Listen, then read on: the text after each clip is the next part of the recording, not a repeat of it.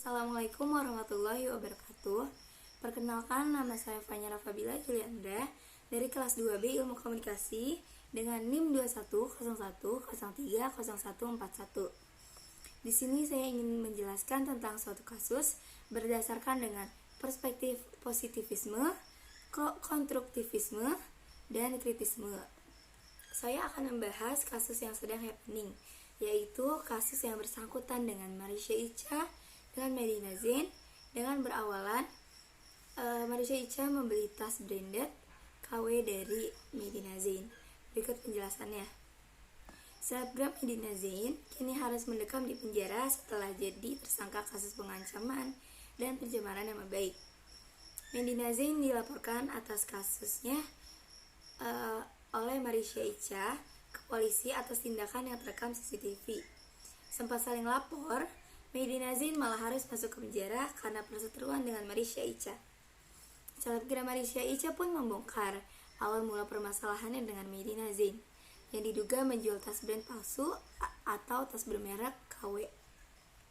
Konflik Marisha Icha dan Medina Zain bermula saat selebgram Rachel Fenya menagih hutangnya ke Medina Zain melalui Instagram.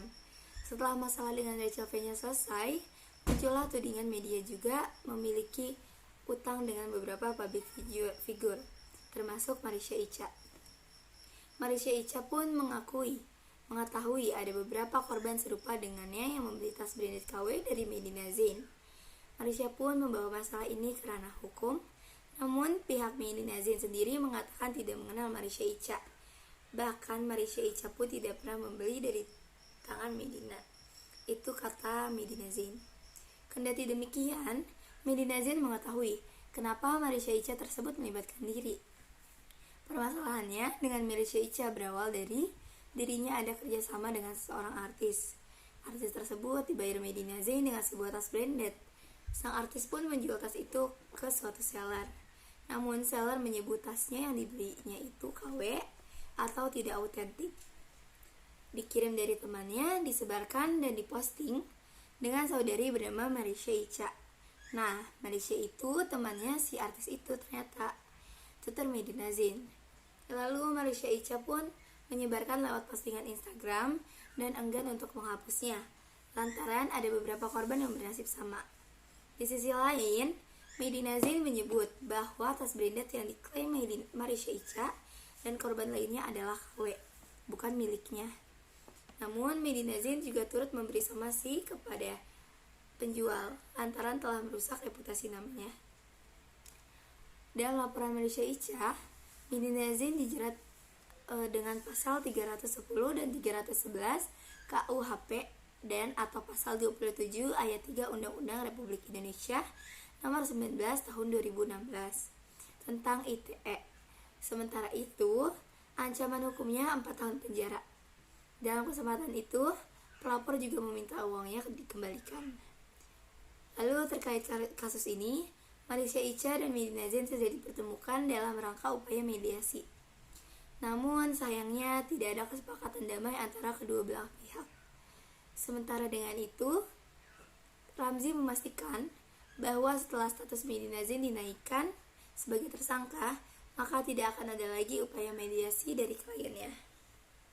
Lalu di sini saya akan membahas tentang pro dari kasus ini. Saya akan membahas tentang pro dan kontra, namun saya akan menjelaskan tentang pro dahulu. Yang pertama, mengapa saya sangat setuju dengan Marisha Icha untuk membawa kasus tersebut ke ranah hukum?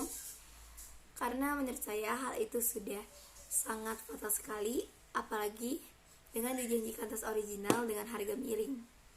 Hal itu membuat banyak masyarakat sangat tergiur sehingga mampu merogoh uangnya demi membeli tas branded di luar dari store-nya.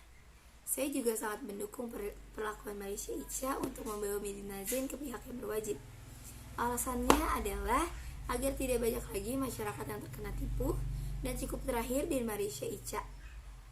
Dan Marisha Icha pun tahu dalam arti Marisha melindungi calon target dari Medina Zain.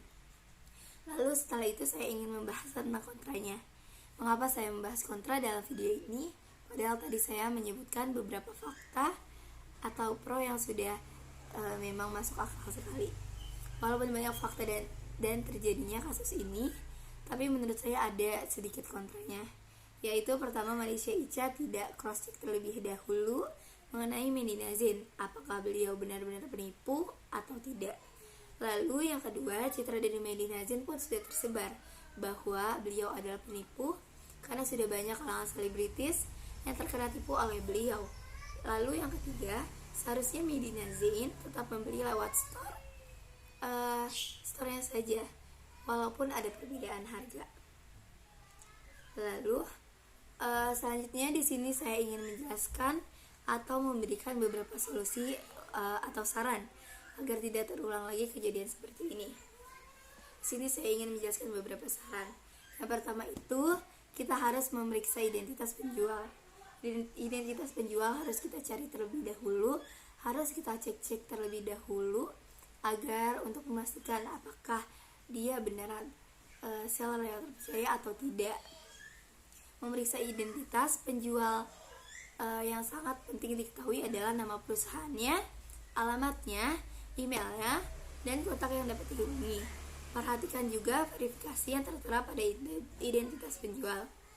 Namun biasanya tanda tersebut berada di setiap web, misalnya top seller, star seller, atau verified seller, dan lain-lainnya. Lalu yang kedua, melihat testimoni atau ulasan pembeli. Ulasan pembeli dari pembeli sebelumnya dapat menjadi pegangan untuk kita mengetahui kredibilitas online shop tersebut. Hal ini dilakukan agar konsumen baru dapat memastikannya perusahaan yang akan berurusan dengan tanpa atau adanya masalah. Namun sekarang ini Anda juga tidak boleh terlalu percaya dengan ulasan yang diberikan. Bisa saja perusahaan tersebut membuat ulasan palsu seakan-akan pembeli puas dengan barang yang dijual. Jika hal itu terjadi, perhatikan gaya tulisannya.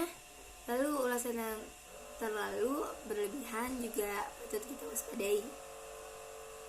Lalu yang ketiga, lindungilah informasi pribadi diri sendiri. Biasanya situs web itu akan meminta rincian kartu kredit, alamat, dan nomor telepon diri kita sendiri. Jika web tersebut meminta sesuatu yang berlebihan, Anda perlu curiga, karena hanya dengan informasi standar Anda akan terhindar dari penipuan. Lalu yang keempat, perhatikan harga pembeli. Harga pembeli akan tertarik dengan harga yang terjangkau dengan kualitas barang. Tetapi jika harga yang diberikan terlalu murah, hal itu perlu diwaspadai dan dicurigai. Karena kita juga perlu berpikir realistis bahwa barang yang berkualitas akan sebanding dengan harga yang diberikan. Lalu yang terakhir, tentang pembayaran. Pembayaran yang aman, Anda perlu berhati-hati dalam mengeluarkan uang, terutama dalam proses transaksi secara online. Sebagai perhatian khusus dan paling penting untuk membayar pada halaman yang diamankan, terdapat logo kunci dengan URL yang dimulai dengan HTTP untuk melakukan pembayaran. Akan lebih aman jika menggunakan rekening bersama, karena jika terjadi penipuan, uang Anda akan aman dan akan dikembalikan. Baik, sekian informasi yang telah sampaikan. Semoga ada makna yang bisa diambil dari video ini dan membawa pengaruh yang positif. Baik, kurang lebihnya mohon maaf. Wabillahi taufiq wal hidayah. Wassalamualaikum warahmatullahi wabarakatuh.